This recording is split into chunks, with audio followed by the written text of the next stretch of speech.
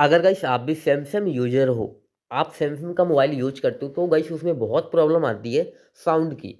ठीक है, वीडियो देखते टाइम बहुत ही स्लो आवाज़ आती है, फिर कॉल में बात करते टाइम भी बहुत ही स्लो आवाज़ आती है। मेरे मोबाइल में भी गाइस खुद ऐसी प्रॉब्लम आ गई थी, तो गाइस मैंने एक क्लिक के अंदर अपना प्रॉब्लम पूरा सॉल्व कर दिया है। ओके, अगर गाइस आपको भी प्रॉब्लम सॉल्व करनी है तो वीडियो को लास्ट तक वॉच करते रहना है। एंड गाइस वीडियो में पहली बार आए तो चैनल को सब्सक्राइब कर लेना। ठीक है, अब गाइस आपको करना क्या है कि अपनी जो मोबाइल की सेटिंग रहती है उसे कर लेना है ओपन।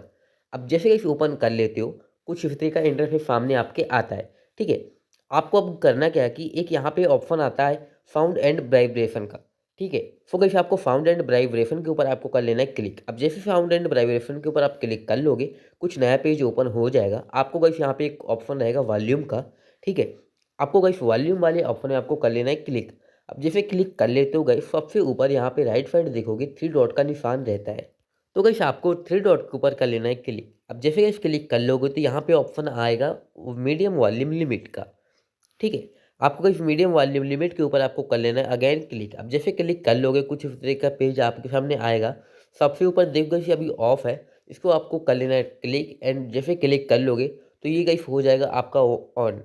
अब जैसे गाइस ऑन हो गया, आपको अब बीच में देखना है कस्टम वॉल्यूम लिमिट को। इसको आप गाइस बढ़ा लेना है। ठीक है, आपको जितना मर्जी उतना आप बढ़ा सकते हो। अगर पूरा ही फ्लो आवाज़ आ रही है, इसे आप पूरा हाई कर सकते हो। ठीक है, एंड गाइस यहाँ पे आप पेन भी लगा सकते हो।